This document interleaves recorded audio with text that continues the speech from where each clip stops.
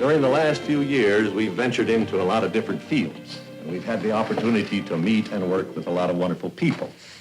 I only hope that we never lose sight of one thing, that it was all started by a mouse. Congratulations, Mr. Mickey Mouse. Congratulations to you.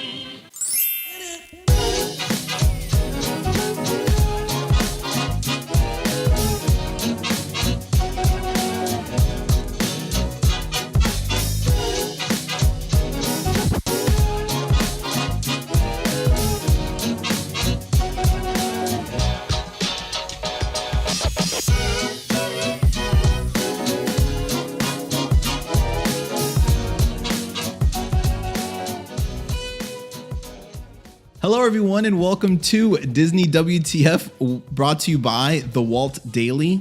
For those that don't know us by now, we're a Disney couple. One of us is a Disney fanatic. One of us is Disney challenged, which that is a new term I just learned. Thank you. Who was it that told me I was Disney challenged? Was it Susie? What's her name? Yeah. Yeah. She did. I am Disney challenged. That's Shout out. That's my new thing. But yeah, somehow we've made a way to make this relationship work. And this is episode 51, which I'm super excited about it because we're now on the other end of 50. I know. Now we have to make these next 50 episodes 50 times more better than our last 50 episodes. I cannot wait for 100. I'm looking forward to it. I know. Our 100 is going to be fun. For some reason, I was going to say 100-year anniversary, but yeah. I don't know. That was wrong. Yeah. How are you doing today? I'm okay. It's a nice muggy day here in South Florida. It's the perfect podcasting day because you don't feel like you're missing so much from not being outside. It's just nice and cozy inside. Yeah. What about you? I don't look great. Like for those watching right now, you can see I haven't shaved in a while. My hair is long for myself.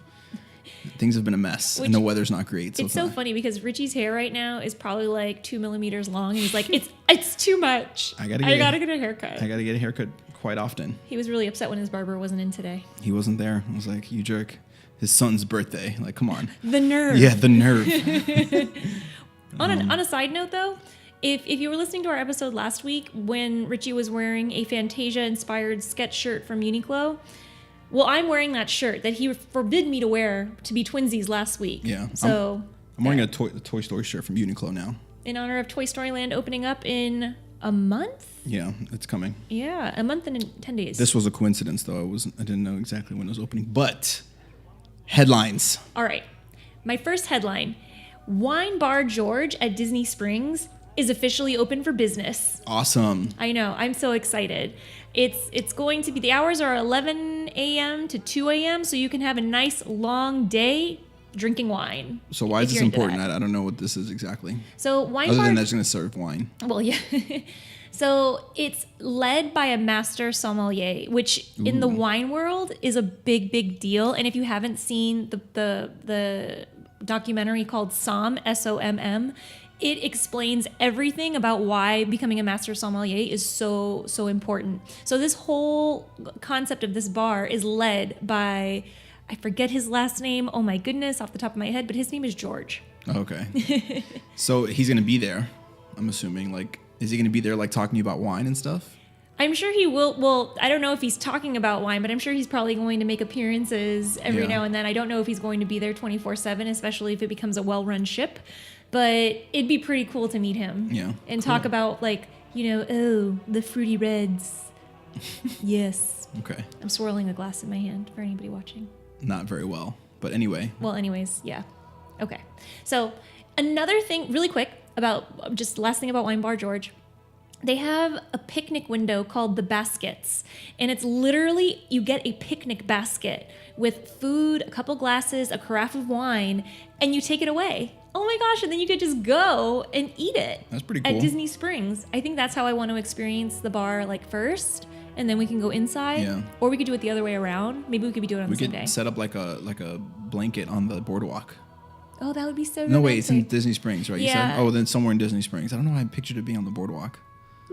Okay, Disney but it's in Disney Springs. Has like docks that resemble like a boardwalk. So we'll just take a rug and just whoosh, like let it out and then just lay down right in front of it. You're just gonna pull that out of your back pocket. Yeah. Luckily, I got my handy dandy rug. There you go. Ready to go. Perfect.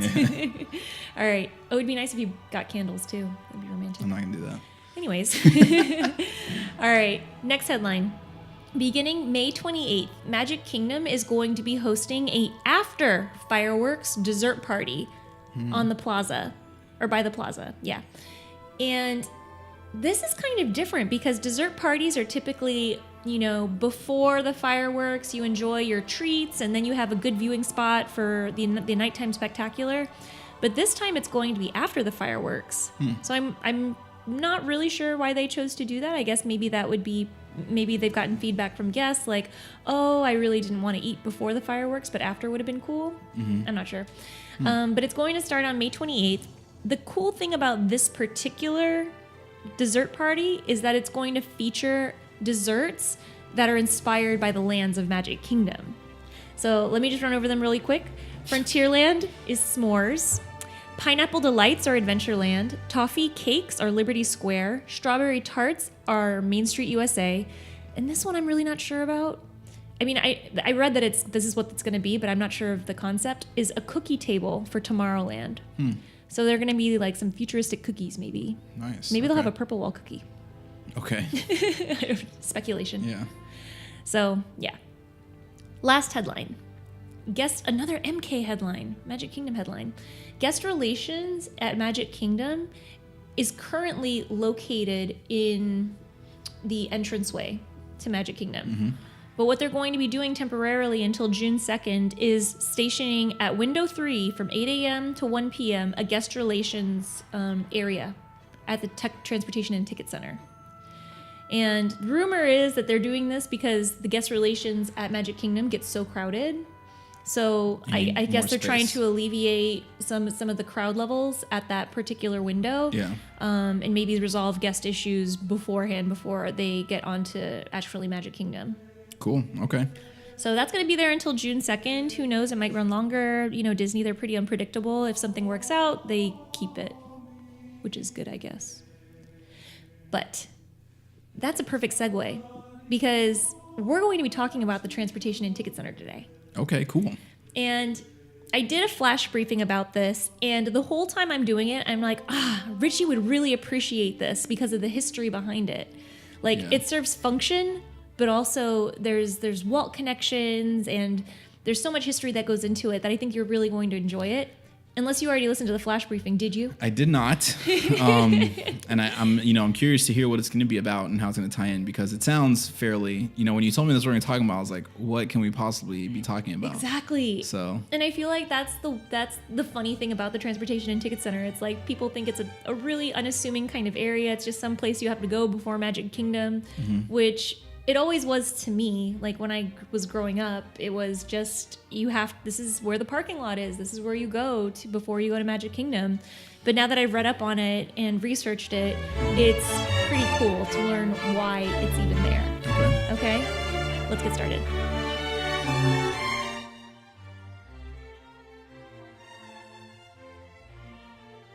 Don't look. So Transportation and Ticket Center, the description of what it is right in the name. So it has transportation, it's where you park your car, and it's also where you can buy tickets. So that's all one. Parking lot, all the way up to the lady that gives me my annual pass. Correct. Okay, or gentleman. Or yeah, exactly. Yeah. So for a lot of people, it's really where you start your Disney vacation.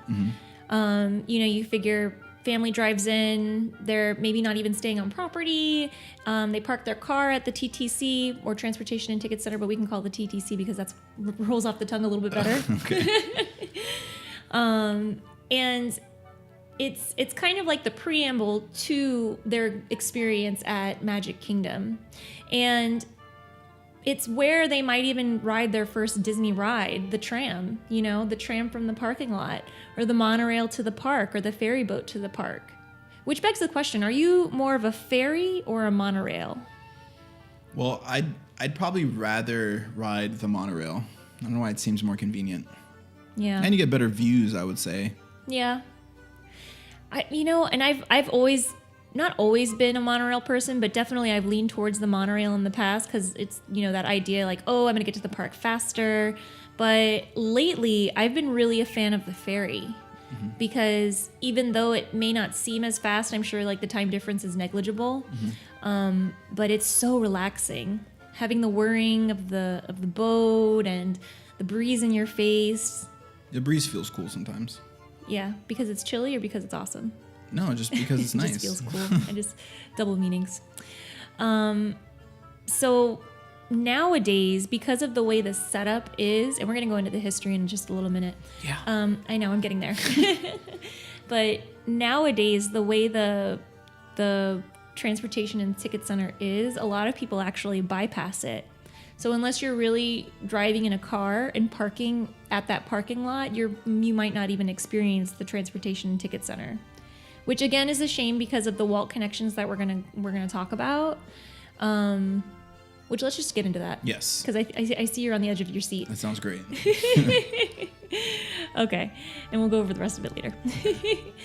So Walt, it's said that when he was looking at this large area of land for where Magic Kingdom is going to go, that he selected a specific plot of land that was at the very north end of the whole Walt Disney World mass, like acreage. And the reason why he did this was because he wanted people to drive the length of the property in order to get to Magic Kingdom. And they placed it in such a way where it's literally like a mile away from the edge of the property, and it leaves just enough room for facilities and like backstage facilities and things like that. But after Walt passed away and his brother Roy became the CEO, and he passed away several years before Magic Kingdom even opened, so probably just before construction actually began. The people who are also in charge of deciding where Magic Kingdom was going to go did not want to put it at the far north end of the property. Because jerks. I know. Well, that's the thing. Like they thought it would be more economical and more convenient if they put it more towards where the highways were. So the intersection of the two main highways by Disney World are I-4 and 192. So they thought it would be more economical, and I mean, it's one of those things where probably if they put it there, you would have been able to see Magic Kingdom from the highway, which was really probably something Walt didn't want. He probably wanted to have that anticipation build so that you couldn't see the Magic Kingdom from the highway, kind of like Till you got there. Yeah, exactly. Yeah. And it's like in Disneyland, it's right off the highway, like you can see it from the highway. He probably didn't like that. Yeah. Well, it doesn't seem like crap. Like when he drove by, he's probably like, crap. Yeah. No. Yeah. But interesting. At the end of the day, Roy, being the CEO that followed Walt, he put his foot down basically and said, no, we're going to do this because this is what Walt wanted. And so that's ultimately where the plot of land was put. So it happened. So it did happen. Yeah, it did happen. I guess it's true. I can't really see the castle unless I am there. You can't see the castle really until you walk on Main Street. Yeah. So, I mean... Like unless you're flying or something. Or I was just about to say, unless you have a drone. Richie's very obsessed with his new drone friend. I'm playing with it every day. Even though it's raining. Yeah. Doris. Yeah, okay, side note. We've named our new drone Doris after the hat robot in Meet the Robinsons. Well, I named... Yeah, because I had no idea of that history. Yeah. I just thought she just went with Doris. Just because right, it looks a lot like Doris cool. because it's kind of scary and makes loud noises. I don't know. Yeah. It terrifies me sometimes. It is scary. Anywho, so once they decided that, okay, we are going to go ahead and put Magic Kingdom on this far end of the property, there was actually a problem with the parking lot situation. The area that would have housed the parking lot, it was all swamp. It was so swampy that it would not support the weight of a parking lot. So what they had to do was build the parking about 1.5 miles away, and that's where the concept of the transportation and ticket center had to be put in place. Because they couldn't put, and ultimately Actually, the area right in front of Magic Kingdom is where Seven Seas Lagoon is. So the waterway that you travel across on the monorail, or not on the monorail, on the ferry, monorail in the water, that wouldn't happen. That's where that initial parking lot would have been had it not been so swampy. That's interesting. Yeah. It Which gets is- crazier, but go on. No. The question I was going to ask, I thought like that was part of. I thought it was part of the plan to make it seem like you were like leaving, some world to travel to another. Yeah. But it just ended up being that they made it that way because they couldn't actually figure out the parking situation, like for it to be sustainable near it. That is quite interesting. Yeah. And I mean, if you think about like economically, which, in any risky venture, which of course Disney World was a risky venture because they didn't know if Florida residents would like Disney experiences as much as California residents when it was, very, very early on. It would have made economically way more sense just, to build the parking lot right in front. And even the cost of the monorail to build is allegedly $100 million per mile of monorail, which is a lot of money. Okay. In like, I don't know if that's $1970, which means it would be like even way more money, but it just would have made more financial sense. But it didn't work out that way just because of the land that they chose to do it on. Cool. So what they had to do was they built the TTC about a mile and a half away, but that swamp area, they dug up that swamp and they put the man-made waterway in, so Seven Seas Lagoon. But what did they do with all that dirt from the swamp? They put all that dirt on top of the utilidors, which are the underground tunnel system for Disney facilities. Because we know that the utilidors are technically built on the ground floor. Yeah. And then Magic Kingdom is on top of that. Well, they used the dirt from the swamp area or Seven Seas Lagoon and put it on top of the utilidors and physically built Magic Kingdom on top of that swamp area so that it wouldn't go to waste. Yeah. Smart.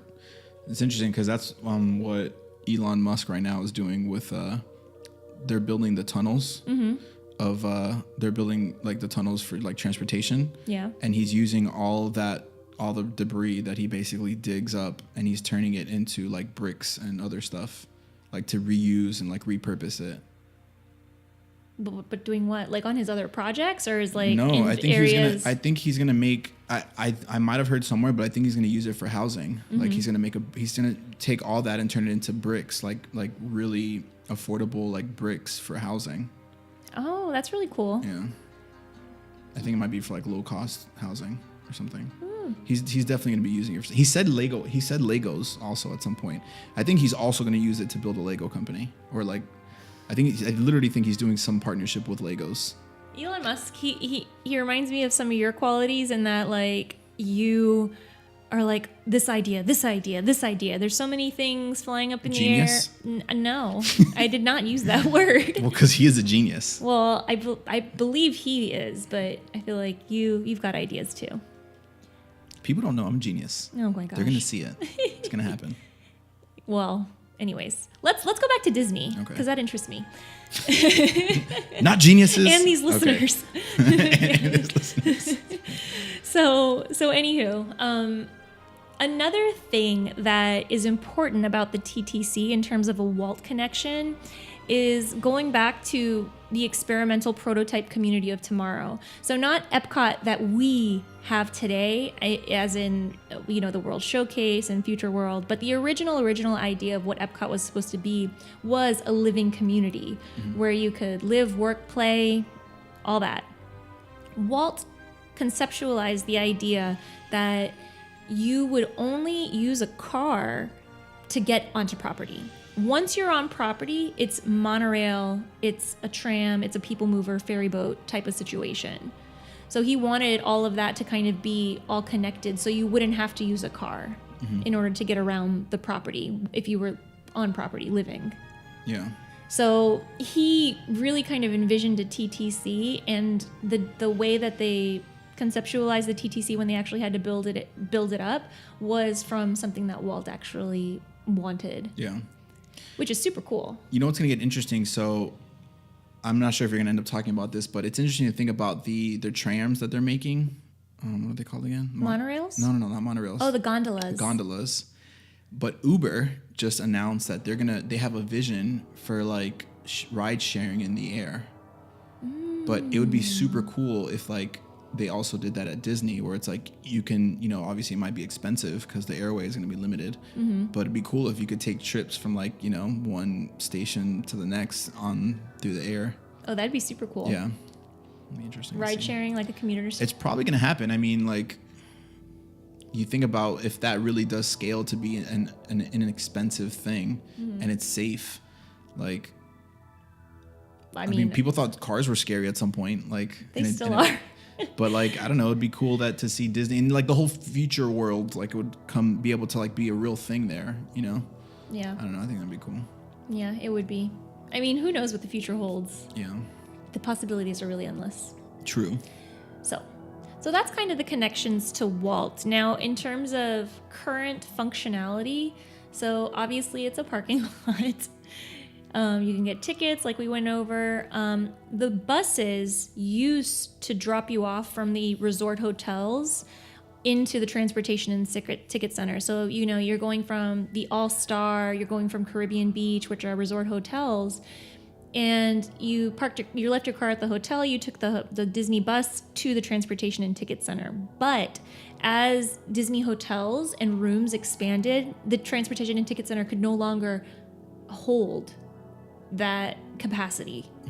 So now what actually happens is the buses go directly to Magic Kingdom. So that's a whole nother swath of people that are not going to go to appreciate the TTC, which I'm sure most people are probably okay with eliminating one transportation step.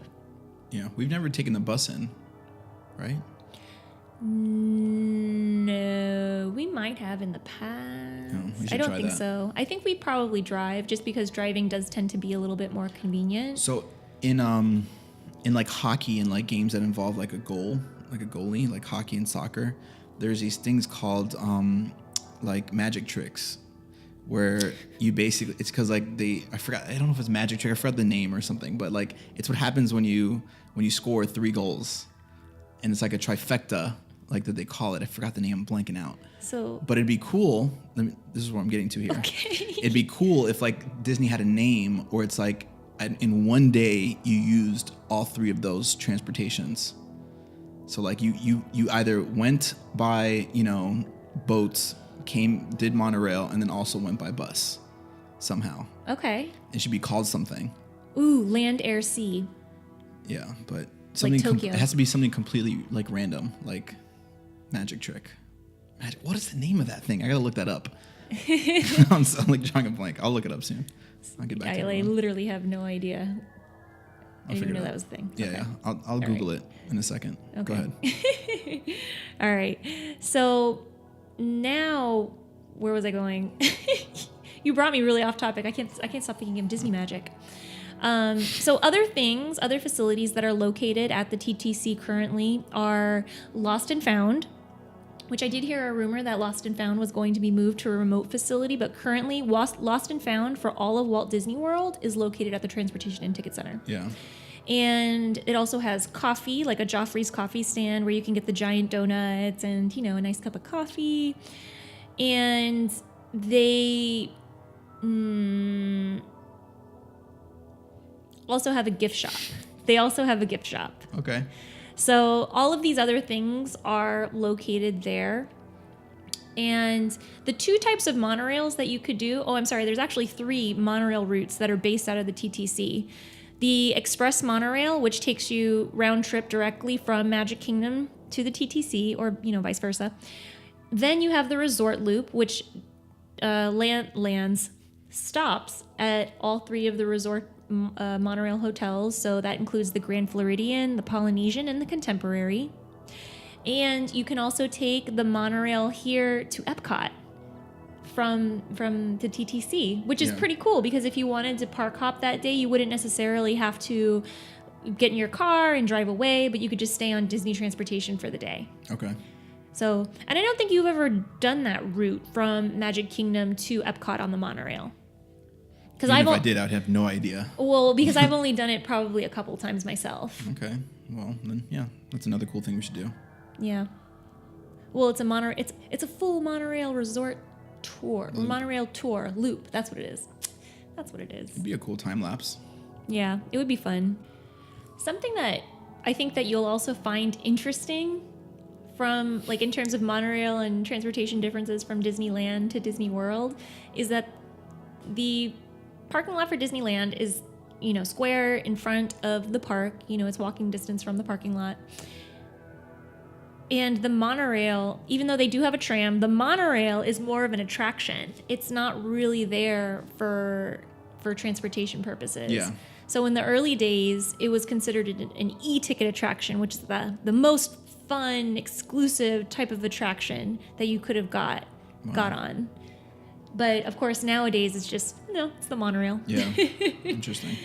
So, but I think that for me, the TTC, it's always a good stop because of the anticipation that it builds to getting to Magic Kingdom. I just love it. Yeah. So, and I've always, and I don't know I'm sorry if I already mentioned this and I'm mentioning it again, but it's worth mentioning again if I already did. The fact that you cannot see really the Magic Kingdom from the parking lot, I mean, I feel like that's something that Walt probably wanted, you know, to make it so that you couldn't spoil the magic, let's say. Yeah. Yeah. You mentioned that earlier. Okay. But good that we got it in there again. I just want to be doubly sure Yeah. that's the case. So, yeah, that's a little bit about the TTC. Nice. I mean, that's awesome. I learned a bunch of stuff. And you thought that it was just going to be like, what, the TTC? Yeah. It's definitely interesting.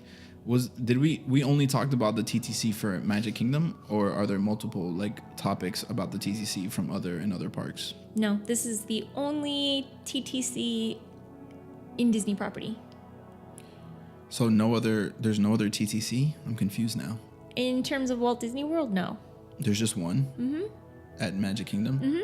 That's how you get to all the other parks? Well, you can technically take a bus from park to park, but even so, now I believe those come directly from Magic Kingdom. They don't even go to the TTC. Interesting. You catch your minivans also at Magic Kingdom, not at the TTC.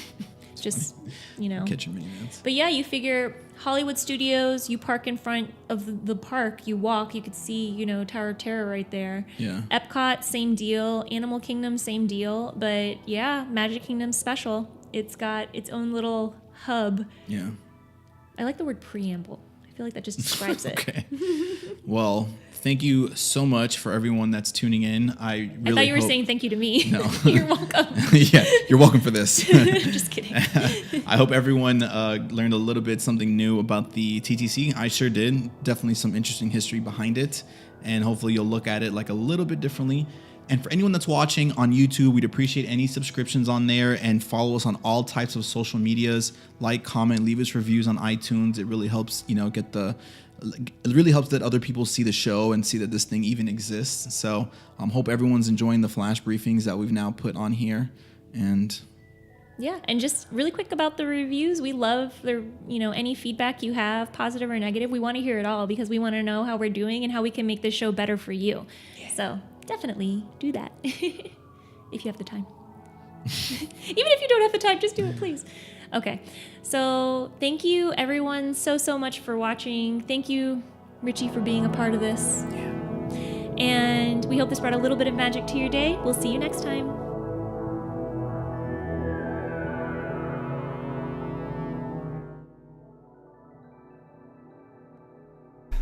Goodbye! What is it called? score 3 goals in the game. Let's see. What does it say? Hat trick. Hat trick. Is that what I say? I said magic trick. You I said think. magic trick. It's a hat trick. Okay, so this is going to be after the end credits. If you're here right now, it's called a hat trick. It's called the hat trick. We should call it hat trick of Disney. You ride the monorail, the bus, and the ferry. Like a boss. All right. Okay.